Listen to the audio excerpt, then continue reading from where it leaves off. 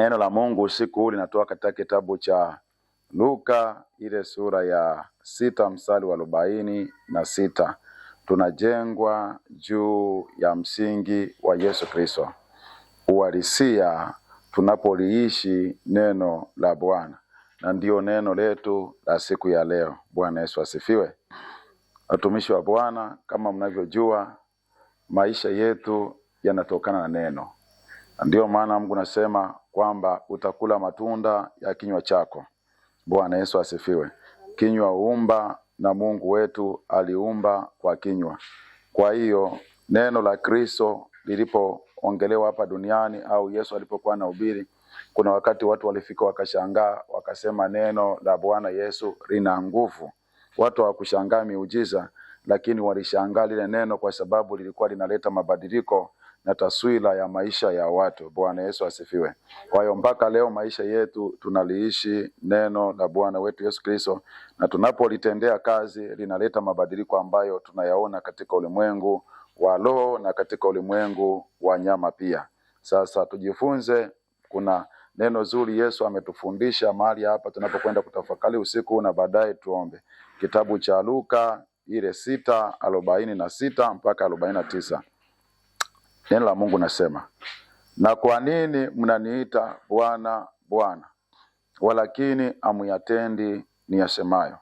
Kila mtu ajaye kwangu na kuyasikia maneno yangu na kuyatenda, nitawaonyesha mfano wake. Mfano wake ni mtu ajengaye nyumba na kuchimba chini sana na kuweka msingi juu ya mwamba, na kulipokuja gharika, mto uliishukia nyumba ile kwa nguvu, usiweze kuitikisa, kwa kuwa imejengwa vizuri. Lakini yule aliyesikia ila hakutenda, ni mfano wake ni mtu aliyejenga nyumba juu ya ardhi pasipokuwa na msingi. Mto ukaishukia kwa nguvu, ikaanguka, mara maangamizi yake nyumba ile yakawa makubwa. Bwana Yesu asifiwe. Kwa hiyo Yesu anajaribu kutufundisha habari nzuri sana, watumishi wa Bwana. Kwa nini mnaniita Bwana Bwana, lakini hamuyatendi niyasemayo? Yesu Kristo alituletea neno, na neno la Yesu Kristo ni uzima. Wanadamu wengi katika maisha yetu, ni kweli tunaenda kanisani, ni kweli tunamtaja sana Bwana, na wakati mwingine tukihubiriwa tunaitika sana kwa bashasha, tukiruka. Bwana Yesu asifiwe.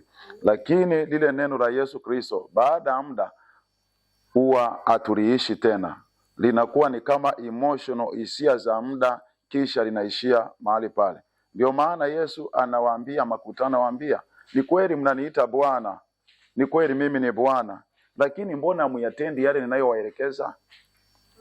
Mbona hamuishi ile imani ninayowaambia? Mbona nyie sio watiifu? Bwana Yesu asifiwe. Watu sio watiifu, maana yake usiporiishi lile neno la Yesu Kristo halitaweza kuleta madhara katika maisha yako. Litakuwa kama maneno mengine tunayoyasoma kawaida. Na ndio maana Bwana Yesu anatuambia kwamba mbona mnaniita Bwana, walakini hamuyatendi nisemayo. Yesu amesema mambo mengi kwa habari ya maisha yetu ya kila siku, kwa habari ya uhitaji, kwa habari ya maisha ya rohoni, jinsi ya kumshinda adui. Lakini shida imekuja kuliishi lile neno, kulichukua, kulipeleka kwenye vitendo. Ndio maana Mungu anasema kwamba imani bila matendo imekufa. Bwana Yesu asifiwe.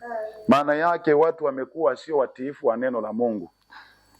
Imekuwa ni kama desturi. Sasa neno la Mungu ukiliishi kama desturi, litabakia kuwa namna hiyo, wala litaweza kuleta impact katika maisha yako.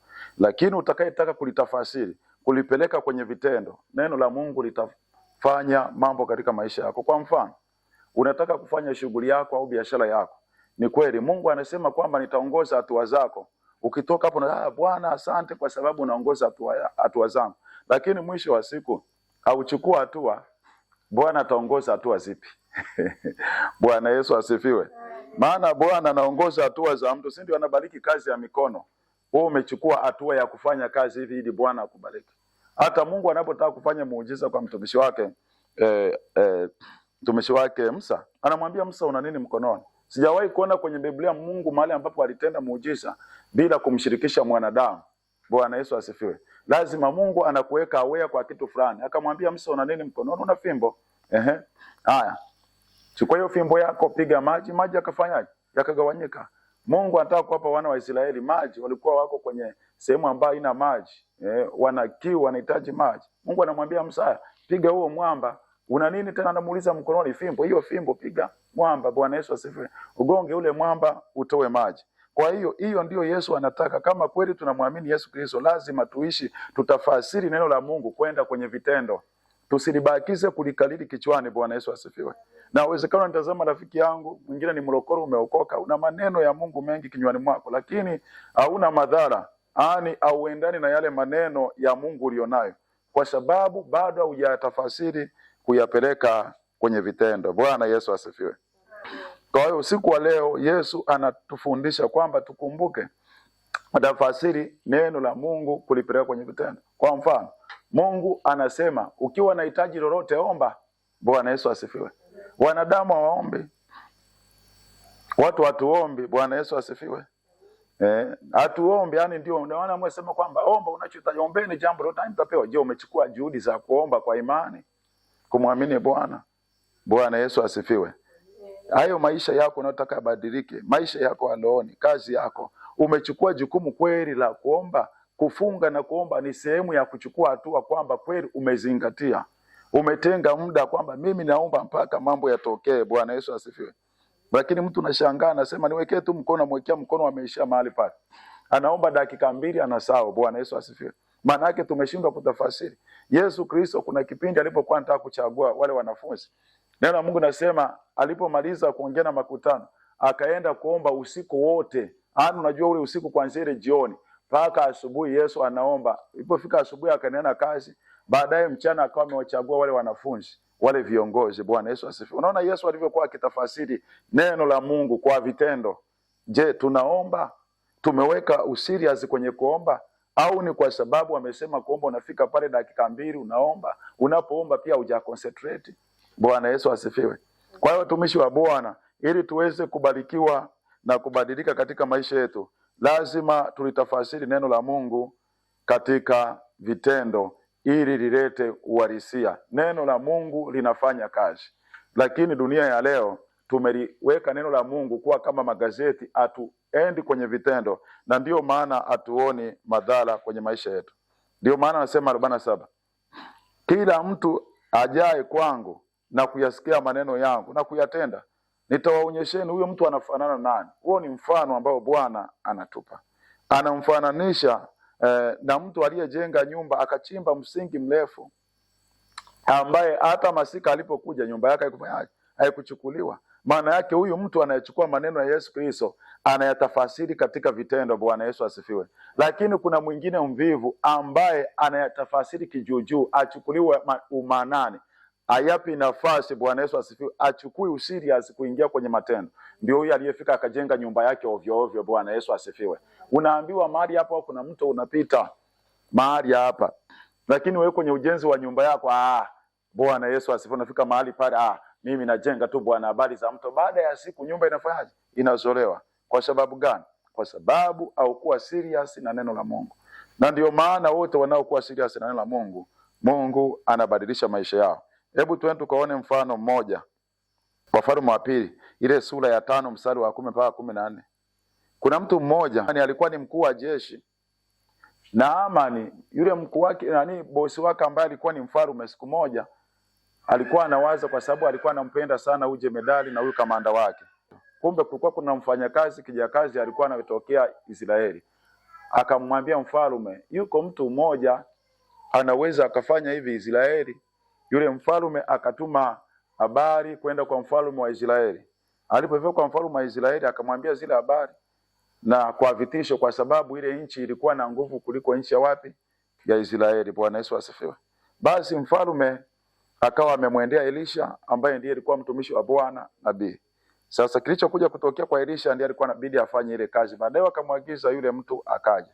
Alipofika Elisha akawa naye, akamtuma naye mtu wake wa chini yake, akamwambia nenda akamwambie aenda akajizamishe kwenye mto Yordani mara 7. Ile safari ya 7 ukoma wako utafanyaje? Utaisha. Yule jamaa akasema hapana, siwezi kwenda huko. Mbona kule kwetu tumeacha mito mizuri tena misafi kuliko mto wa wapi? Wa Yordani. Lakini kuna mtu mmoja ambaye alikuwa ni mfanyakazi wake wa chini. Akamwambia, bwana wangu, je, wangekwambia jambo kubwa usingeweza kulitenda? Yule jemedari akatafakari, mtu wa chini kabisa akamwambia neno la hekima. Ungeambiwa jambo kubwa usingelifanya, ili jambo dogo nashindwa kulifanya. Basi akaamua kushawishika na kurudi. Akaenda kuzama, safari ya kwanza, ya pili, ya tatu, yani safari ya 7. Ukoma wake ukaisha, ngozi yake ikawa kama ya mtoto mchanga. Bwana Yesu asifiwe. Sijui mnajifunza kitu watumishi wa Bwana. Maana yake nini? Mungu anataka matendo. Mnanielewa? Litafasiri neno la Mungu kwenye matendo. Tukisema kwamba kila silaha itakayofanyika juu yangu haitafanikiwa, sio kwa kutamka. You have to get into prayer. Bwana Yesu asifiwe. You have to pray, you have to fast. Kwamba hizi silaha zilizoinuka kwa jina la Yesu, lazima sio tu kusema kwa jina la Yesu kila silaha haitafanikiwa. No, it is not easy like that. Bwana Yesu asifiwe. Inabidi ulitafasiri katika matendo. Ingia kwenye maombi. Omba, mwambie Jehova, sawa sawa na neno lao, kila silaha iliyofanyika juu yangu haitafanikiwa. Omba. Na ile silaha kweli haitaweza kupata. Bwana Yesu asifiwe. Kwa hiyo ndio maana Yesu anasema, tumishi wa Bwana, mnaniita Bwana Bwana, lakini hamyaishi maisha yangu. Yesu aliishi maisha ya imani, hakuwa muoga. Alisema yote yanawezekana. Anasema ile Yohana 14, mkiamini kazi ndizo zifanye mtazifanya. Naam, tena kubwa kuliko hizi wahi, kwa sababu mimi nakwenda kwa Baba. Bwana Yesu asifiwe. Je, hizo kazi za Yesu Kristo alizozifanya, tunatakiwa sisi tuzifanye kubwa kama yeye? Tunazifanya? Haya, twende kwenye uhalisia. Tuachane na kizazi chetu. Twende kwa mitume. Mitume walizifanya, ni kweli walizifanya. Wakina Paulo walifanya miujiza mikubwa. Hata handkerchief zao walikuwa wakiombea hata nguo, miujiza inatokea. Vilema walitembea. Bwana Yesu asifiwe. Walieneza injili duniani kote, miujiza mikubwa ambako Yesu hakuweza kuipeleka mahali kote mpaka huku tukapata injili. Bwana Yesu asifiwe. Sijui mnaelewa watumishi wa Bwana. Why? Kwa sababu walitafasiri kwa vitendo na wakachukua hatua, wakaanza kutembea. Wanapopigwa wanazidi kusonga mbele. Maana Yesu aliwaambia, songeni mbele, msiogope. Hata mkipelekwa magerezani msiogope. Kwa hiyo walikuwa wanakwenda wanalitafasiri neno la Yesu Kristo kwa vitendo. Yesu alisema hata tukipelekwa mbele ya wakuu tusiogope, tutasema nini? Maana yeye atatuelekeza cha kusema. Bwana Yesu asifiwe. Na ndio maana walifanikiwa. Je, wewe haya maandiko ya Mungu unayaishi kwa vitendo? Bwana Yesu asifiwe. Ndio maana wakati mwingine katika maisha yetu tumeshindwa kuishi maisha kwa vitendo. Wakati mwingine tunaangalia watu, ukiona mtu hapa ana nguvu kidogo, unaingia hata kwenye kuiba ili umridhishe mtu. Tuko pamoja watumishi wa Bwana. Kuna watu wanafanya namna hiyo. Yaani yuko kazini kwa sababu bosi ana cheo, anajaribu kumshawishi na yeye anataka kumpulizi bosi, anaingia kwenye nini? Kwenye dhambi. Bwana Yesu asifiwe. Lakini na Mungu anasema tunakataa dhambi. Tuko tayari kukataa dhambi hata kufa. Je, tunayaishi ili tuzione baraka? Bwana Yesu asifiwe. Kwa hiyo kumbe lazima watumishi wa Bwana, hata rafiki zangu mnaonisikia kwa njia mtandao, anza kulitafasiri neno la Mungu katika vitendo, katika uhalisia. Acha kuishi na neno la Mungu kama desturi. Bwana Yesu asifiwe. Unaenda kanisani lakini hauonekani kama unaliishi neno la Mungu. Neno la Mungu ni hakika. Watu walishangaa lilivyokuwa na nguvu. Na kweli neno la Yesu Kristo lilikuwa na nguvu. Alitamka neno kwa yule msaidizi wa yule jemedari. Yule msaidizi wa yule jemedari anamwambia Bwana Yesu, usijisumbue kwenda kwangu. Wewe sema neno, mimi pia ni kiongozi. Nikitamka neno watu wangu wanasikia. Sema tu neno. Yesu akasema neno. Wanaporudi nyumbani wanamkuta mtu amepona. Kwani Yesu alikuwa anaponyaje watu? Si alikuwa anatamka.